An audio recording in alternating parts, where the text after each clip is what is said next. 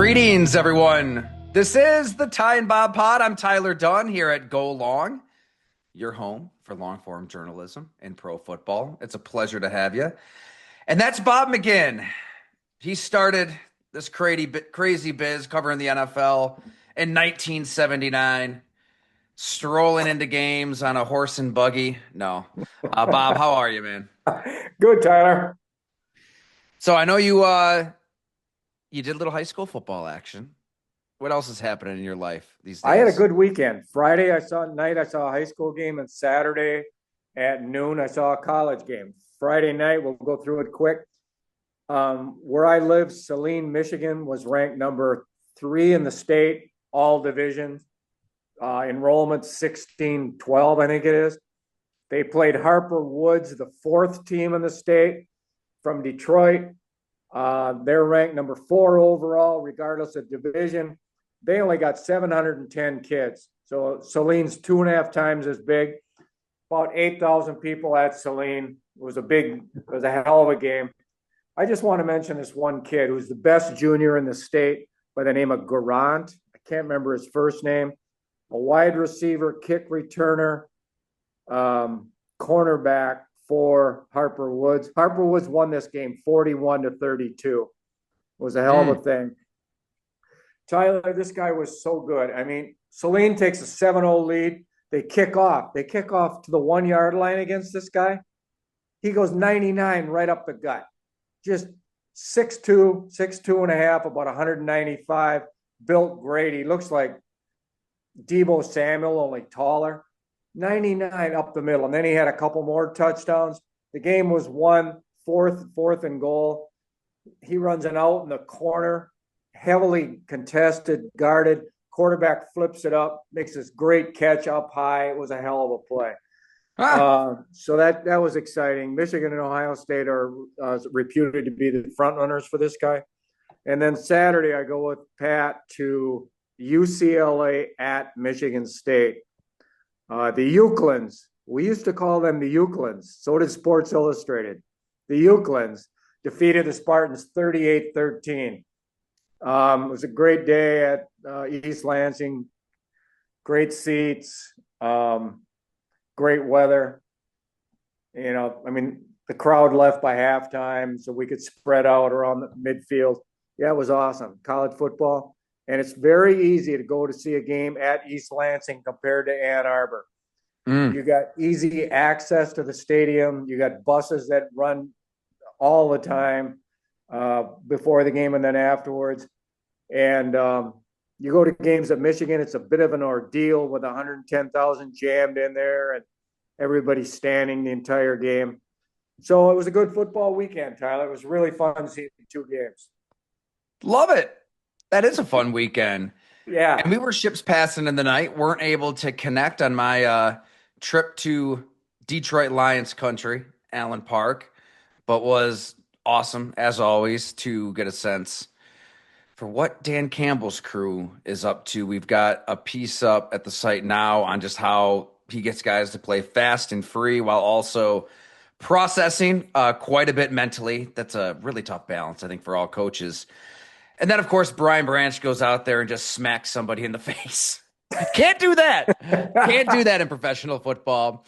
You know, there's been we'll get into it, but, you know, the first thought that crossed my mind, it's like, he's not just doing that out of thin air with no reasoning, no explanation. Juju got under his skin, but there are ways to retaliate within the 60 minutes of violence. You know what I mean? Like, you should know that when you're Brian Branch. This guy's been fined 1,000,000 times, so maybe he doesn't know it. But there could have been a quasi semi-legal way to get a little retaliation. You can't do it, you know, after a quarterback kneel when he's trying to shake your hand. So, yeah, that was interesting. But yeah, I'll have a feature as well on another player who has broken out in a big way and really embodies everything that Brad Holmes and Dan Campbell are trying to build out there. So be on the lookout for that story soon. What in the hell? What else is going on here? Just went for a nice stroll, nice little jog with Ed at Allegheny State Park here in Western New York. Can't recommend that enough. It's a beautiful time of year. Yeah, everybody's freaking out here in Western New York, by the way. The Buffalo Bills just lost to Atlanta. Absolutely steamrolled by Bijan Robinson, Drake London, Michael Penix giving up, 300 plus yards in the first half alone. And the offense doesn't really know what in the heck it wants to be 6 games into the season. But this is the NFC North podcast.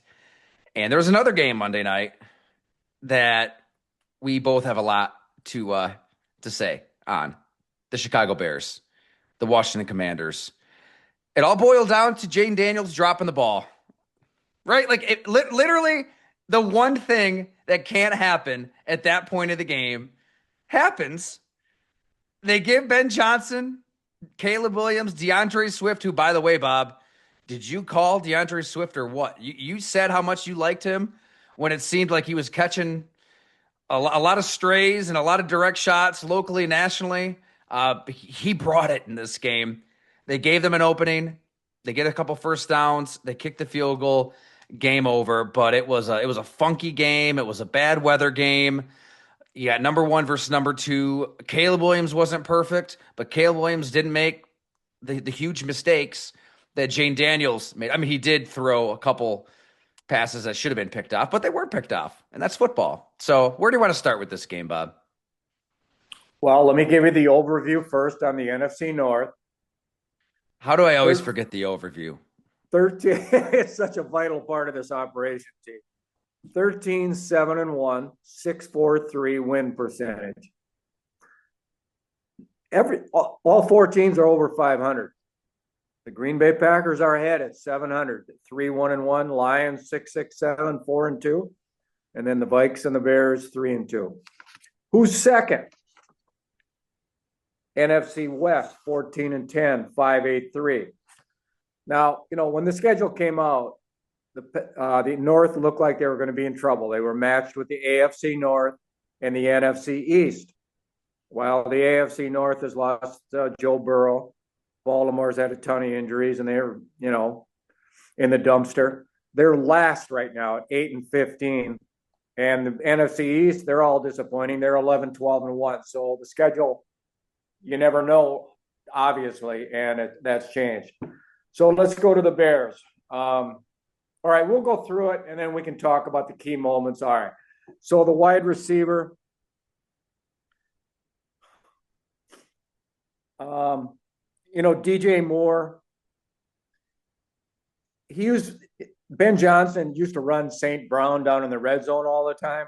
Well, now he's using more out of that. He used him to run in the red zone, gain of 6.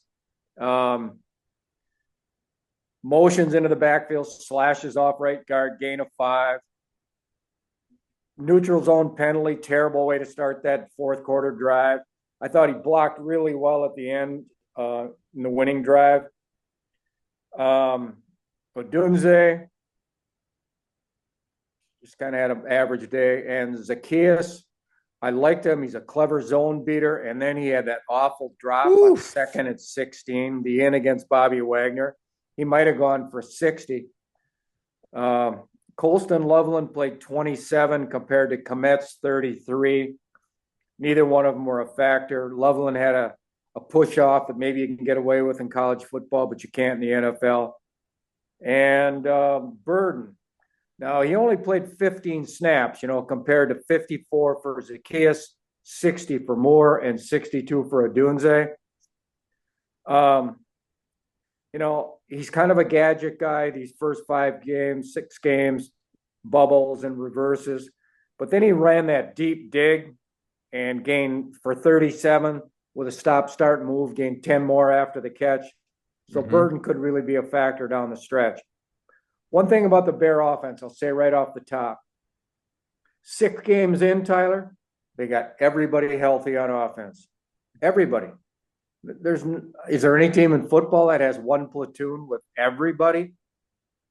They got the whole shooting match, and that's massive. All right, let's go to the offensive line.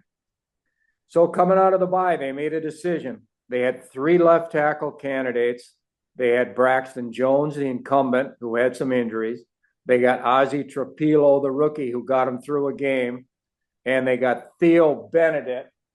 Let's check his numbers again, the Canadian. They go with Benedict. Benedict is 6'7", 295, ran good, 5'16", short arms, 32 and an 8. I can see that the way he played, but he's a great athlete, 34 and a half vert, 9'6" on the broad, not real strong, 23 on the bench. I thought he played pretty darn good, Tyler. Not that Washington has a bunch of, murderers row pass rushers. They don't. But he started at left tackle. He's very athletic in the screen game. Yeah, he got knocked on his rear end one time by Frankie Louvo on a rush. And he had the illegal formation penalty at the end, which was wiped out the Adunzi touchdown. Highly questionable. Very. But he was okay. And I think they got to be pleased with that. Boy, Joe Thuney, I watched this guy, Tyler. He's just rock solid the whole damn game. He's been rock solid all year. Now I know why he's got all these all pros and Pro Bowls in New England. He's a hell of a player. All right, the center, Dahlman, who came from Atlanta, unrestricted. He was their weakest starter in this game. He had a bad run early when he missed Newton, the rookie from Illinois. He had a bad run at the end against Payne. I mean, two of those carries on that final drive right off the bat, Payne made plays against Dahlman, and that's why it was 3rd and 5. And then they threw the pass, and I can't read, to Loveland for 6 and a first down. Okay, Dahlman, let's look at his numbers. I wrote down he lacks power and strength. Dahlman is 6'3" and a half. He was only 299 coming out. He can run, really run, 505. Short arms, 32. He's a terrific athlete in the shuttle runs. He was strong, 33 on the bench, but he doesn't play like that. He just does not, he can reach block. I mean, I equate him to Bradbury in Minnesota for the last 6-7 years. He can reach block because he's quick and he's good out in the open field. But boy, in line, but you know what? He's a lot better than anybody else the Bears have had there in recent times. Right tackle, he wears Penei Sewell's number 58, and there are similarities, no doubt about that. Wright looked really good in this game. I mean, yeah, this is the best that I thought Darnell Wright has looked as a Chicago Bear. I got nothing, not one bad play, Tyler. 6'5" and a half. He's 333. Ran 501 coming out. Arm is average for that height, 33 3/4. Tiny hands, 9. That's really weird. But he played great. And then the right guard was Jonah Jackson. I thought he played maybe the best he has all year. He had one bad run, but he's a striker. He's the former Lion, former Ram, and he's a pretty good player. I'll finish up the offense, Tyler, and then you can chat. Let's look at the running backs. So Swift has 16 touches for 175 and 1 touchdown. He was fabulous. He's hitting that hole, getting 0 to 60 instantaneously. He made a great catch on a terrible, poorly thrown ball out in the flat. He's fearless north and south when he trusts his offensive line, and on this day, he definitely could. And then on the 55-yard touchdown in the flat, he stuttered on the sideline, made Quan Martin miss. 55-yard touchdown, 41 after the catch. But you know what, Tyler? The ex-Saint corner, right? Marshawn Lattimore, you look at that play.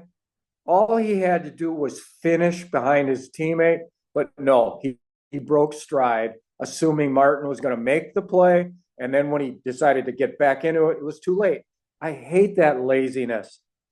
I mean, Rod Marinelli, one time after a Packer game at Lambeau with the buses, visiting team he was on, he was going on and on and on about effort at every position on defense. It just drove him nuts, and it drives me nuts. I have no patience for that. Hustle does not require talent. I know that from playing high school basketball. It takes no talent to be in shape and to hustle. Okay, and Monungai, he played more. He played 22 this week. Swift was there for 36. Roshan Johnson, 3. You know, Monungai, I saw him at Rutgers. I saw him live at Michigan a year or two ago. He's 5'8", only 209. He only ran 4.58. But the guy, he finds running room. He's one cut and go. He doesn't have a burst. He gained 26 on that screen. He's not bad. And he was a good 7th-round pick. There was a lot of backs last year. That was a pretty good pick by the Bears, Ryan Poles. All right, let's go to Caleb Williams. So he's up against Daniels. And until that last fumble, I certainly would have taken Daniels over Williams. It's windy and it's rainy. It's a nasty night for throwing the ball, nasty night for being a quarterback. All right, in order, what I wrote down. He badly underthrew Odunze when he was open deep. He doesn't really throw guys open. He's kind of inaccurate. He threw wild as Zacchaeus on a wide open short pass. 1-yard touchdown. He kept it around the right side and legged it in there. 3rd and 3 on a zone read. He took off, gained 6 off the right side. Nice play. 4th and 1 on the Commander 32. He stares down at Dunze. Incomplete, nearly an interception by Louveau. Bad play. Here comes Darnell Savage, the ex-Packer safety, on a free runner. Williams eludes him. He does these things once or twice every week. And he didn't gain on it, and he stayed in bounds, and then he should have gone out. Louveau just drills him. Second half, he threw that deep dig to Burden for 37 off play fake. It's a hell of a throw. He's got that arm talent. You can see it. He made a terrible decision in the red zone, throwing the ball to Loveland. That ball should have been picked by Mike Sainristil, who I saw make all those picks at Michigan and play heady. Sainristil's thinking of that thing today. He took a sack holding the ball for 5.9. And 3rd and 1 on the Commander 25. Yeah, the shotgun snap from Dahlman wasn't great. All right, fine. But he bobbled the ball, picks it up. Here comes the Avalanche, -5, field goal block, no points. It was a terrible mistake. Then it looked like he's bitching at coaches and teammates in the bench area. I mean, I don't know what's going on, but it looked like he was being petulant. I don't know. It just really wasn't a good look. Then he aired it out late, 62 yards in the air to Dunze. Man, it was like off that flea flicker he threw a couple weeks back. That ball was incomplete. Two